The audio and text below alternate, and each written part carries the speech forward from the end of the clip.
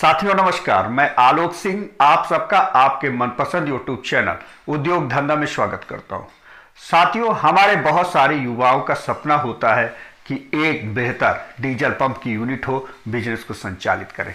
लेकिन उनके सपने पूरे इसलिए नहीं होता कि ना तो उनके पास करोड़ों रुपए होते हैं और ना ही इस मुख्य सड़क के पास जो है तो पर्याप्त जमीन होती है कि वो डीजल पंप की यूनिट को संचालित कर पाए। आज मैं आपसे यूं कहूं कि अगर आपके पास पैसे ज्यादा नहीं हैं और इसके साथ साथ मुख्य सड़क पे आपकी जमीन भी नहीं है तो भी आपके ये सपने पूरे हो सकते हैं। तो आप क्या कहेंगे? आप कहेंगे संभव नहीं है, लेकिन ये संभव हो गया है। आपके सपने को पूरा करने के लिए भारत पेट्रोलियम निगम लिमिटेड और इंडियन ऑयल कॉरपोरेशन, पेप्सो जैसी कंपनियां आपकी मदद कर रही हैं। आप मात्र 25 लाख रुपए से लेकर 35 लाख रुपए लगाकर आप इस बिजनेस को आसानी से संचालित कर सकते हैं। तो आप क्या कहेंगे? आप इस बिजनेस को बेहतर तरीके से समझना चाहेंगे। आज मैं आपको ये बताने वाला हूं कि कैसे आप चलता फिरता डीजल पेट्रोल पंप, यूं कहिए ऑनलाइन डीजल फ्यूल का बिजनेस, या कि आप कहिए कि होम डिलीवरी डीजल बिजनेस कैसे करें। तो इस बिजनेस की विस्तृत जानकारी आज मैं आपको देने वाला हूं, जिसके अंतर्गत मैं आपको बताऊंगा कि इस बिजनेस को हमें क्यों करना चाहिए, इस बिजनेस का मार्केट स्कोप क्या है, बिजनेस के लिए हमें कौन कौन सी पात्रता, कौन कौन सी योग्यता की जरूरत होती है, किस किस प्रपत्र को लेकर हम इस बिजनेस को संचालित कर सकते हैं, और इसके साथ साथ बिजनेस की मार्जिन और प्रॉफिट क्या है। तो कुल मिला के इस बिजनेस की विस्तृत जानकारी देने वाला हूं ताकि आप आसानी से इस बिजनेस को समझ के अपने बिजनेस को संचालित करें। तो चलिए इस बिजनेस को समझते हैं और सफल उद्यमी बनते हैं। आप कल्पना करिए कि कहीं आप घूमने जा रहे हैं और गाड़ी का डीजल खत्म हो गया, कहीं आप खेती करवा रहे हैं कृषि यंत्रों के माध्यम से और डीजल खत्म हो जाए, कोई औद्योगिक क्षेत्र है जहां पे आप मशीनों से काम करवा रहे हैं और डीजल खत्म हो जाए, तो आप क्या करेंगे? आप परेशान होंगे, किसी को भेजेंगे कि जाओ व्यवस्था करो डीजल की। आपका समय बर्बाद होगा, पैसा भी बर्बाद होता है। अगर मैं कहूं कि इस बिजनेस कॉन्सेप्ट के माध्यम से सिर्फ एक ऐप के क्लिक कर देने से आपका डीजल आपके घर तक उपलब्ध हो जाएगा। इस बिजनेस का नाम है होम डिलीवरी डीजल, मतलब डोर स्टेज। यूं कहिए आपके घर तक डीजल की उपलब्धता। आपको कैसा लगेगा? आपको अच्छा लगेगा। इसी बिजनेस कॉन्सेप्ट को लेकर आज मैं आपसे चर्चा कर रहा हूं। इस बिजनेस की मांग बहुत ज्यादा है।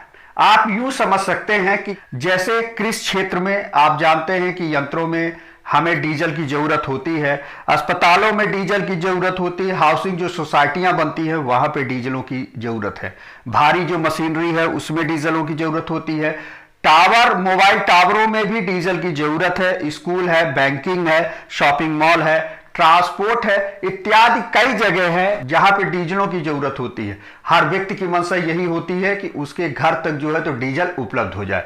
ऐसे में यदि आप समय रहते इस बिजनेस को करते हैं, इस बिजनेस के अवसर को आप समझते हैं, तो निस्संदेह आपका जो डीजल पंप खोलने का जो सपना है वो भी पूरा होगा, साथ में आप बेहतर पैसा भी कमाएंगे। सबसे बड़ी बात है कि इस बिजनेस में आपकी पूंजी भी उतनी नहीं लग रही जितनी एक डीजल पेट्रोल पंप खोलने के लिए हमें पूंजी की आवश्यकता होती है। हमें कहीं ना कहीं जुगाड़ करना पड़ता है, जमीन लीज में लेना होता है या स्वयं की जमीन होती है, और साथ में कई करोड़ रुपए हमें लगाने पड़ते हैं। इसमें कम पूंजी लगाकर आप अपने बिजनेस को बहुत बेहतर तरीके से संचालित करते हैं। चलिए इस बिजनेस की हम विशेषता की हम बात कर रहे हैं, तो मैंने आपको बताया कि एक तो आपकी मांग बहुत ज्यादा है, दूसरा आपकी पूंजी भी बहुत कम लग रही है, तीसरा आपके जगह की भी जरूरत नहीं है। चौथी अगर विशेषता की बात करूं तो Indian Oil Corporation, Bharat Petroleum Corporation निगम लिमिटेड जैसी कंपनियां आपकी मदद कर रही, तो ऐसे में आपके लिए एक अच्छा अवसर हो गया है इस बिजनेस को करने के लिए। अब हम बात करते हैं कि इस बिजनेस को आप कैसे कर सकते हैं। बिजनेस को करने के लिए आपका स्टार्टअप इंडियन में पंजीकृत होना चाहिए, आपकी संस्था या कंपनी। अगर आपकी संस्था या कंपनी स्टार्टअप इंडियन पंजीकृत नहीं है तो भी आपको परेशान होने की जरूरत नहीं है। आप तुरंत स्टार्टअप इंडिया में आप अपने फर्म या कंपनी का पंजीयन करवाएं, क्योंकि जो व्यक्ति स्टार्टअप इंडिया में पंजीकृत होगा वही इस योजना का या इस बिजनेस का लाभ ले पाएगा। जो व्यक्ति लाभ लेता है उसको फ्यूल उद्यमी, यूं कहिए ईंधन उद्यमी के रूप में माना जाता है। अब हम बात करते हैं कि इस बिजनेस के लिए क्या पात्रता रखी गई है, कौन व्यक्ति पात्र है। पात्रता की अगर हम बात करते हैं तो सर्वप्रथम वह व्यक्ति जो भारत का नागरिक है वो इस बिजनेस को संचालित कर सकता है, इस बिजनेस का लाभ ले सकता है। नंबर दूसरा, उस व्यक्ति की आयु 18 से लेकर साल के बीच होनी चाहिए।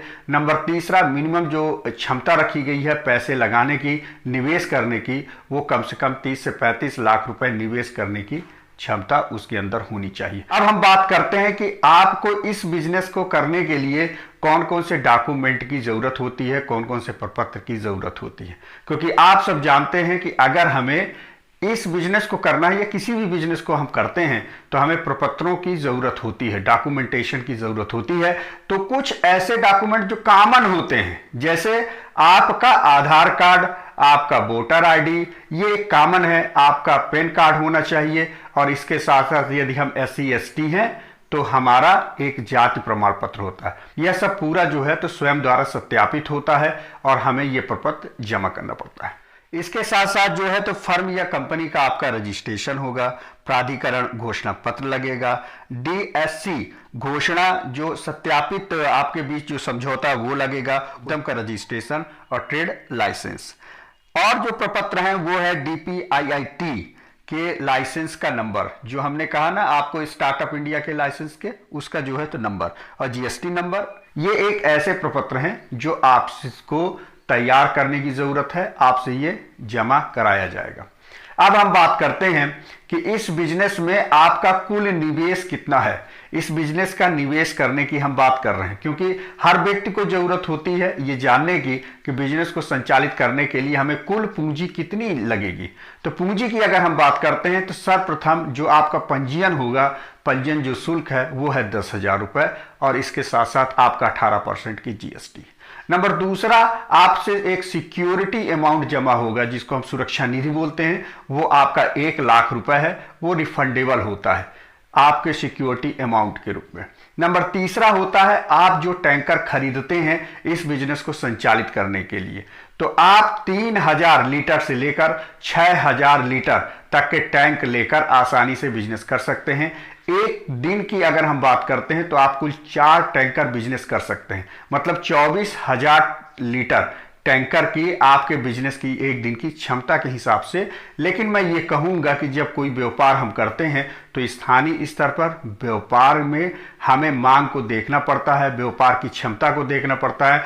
उस क्षमता के हिसाब से आप निर्धारित करेंगे कि कितने लीटर हमें डीजल की जरूरत है, उस हिसाब से टैंक का आप निर्धारित करेंगे। अगर टैंकरों के निवेश की हम बात करते हैं तो इसको हम 3 भागों में बांटते हैं। नंबर 1, अगर आप 3000 लीटर के टैंक की से बिजनेस आप शुरू करते हैं तो आपको मिनिमम 20 लाख रुपए की जरूरत होती है। वहीं पर अगर आप 4000 लीटर टैंक से आप बिजनेस को संचालित करते हैं तो उसकी जो लगभग जो लागत आएगी वो होगा 22 लाख रुपए।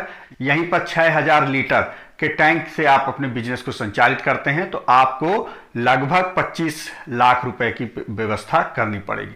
तो अगर हम कुल जोड़ते हैं आपका पंजीयन, सिक्योरिटी अमाउंट और इसके साथ साथ टैंकर, तो टैंकर के साथ एक और आता है आपका कार्यशील पूंजी। कार्यशील पूंजी का निर्धारण बाजार के मांग के हिसाब से आप अनुमान लगा सकते हैं। वैसे अगर एक अनुमान के मुताबिक बात किया जाए तो 5 लाख रुपए से लेकर 6 लाख रुपए तक का आपका कार्यशील पूंजी में जो आप डीजल खरीदेंगे उस मद को मैं ऐड कर रहा हूं। तो कुल मिला के आप आसानी से 35 लाख रुपए से इस बिजनेस का संचालन कर सकते हैं। चलिए अब हम बात कर लेते हैं लाइसेंसों की, क्योंकि कोई भी बिजनेस का हम संचालन करते हैं, किसी भी बिजनेस की हम बात कर रहे हैं तो लाइसेंस लेना हमारे लिए बड़ा ही महत्वपूर्ण है। अगर हम लाइसेंस नहीं लेते हैं तो वो बिजनेस अवैध हो जाता है। तो लाइसेंस, कुछ NOC, कुछ परमिशनों की आवश्यकता होती है, तो हम उनसे संबंधित जानकारी अब हम लेते हैं। तो नंबर 1 है आपका प्रदूषण नियंत्रण बोर्ड से आपको एक लाइसेंस लेनी पड़ेगी। नंबर दूसरा है, क्योंकि ये वाहन से संबंधित बिजनेस है तो आपको RTO डिपार्टमेंट से गाड़ी के फिटनेस का प्रमाण पत्र लेना पड़ेगा। नंबर तीसरा, गाड़ी को आपको पार्क करना है तो पार्किंग की उपलब्धता के बारे में आपको लाइसेंस लेना पड़ेगा।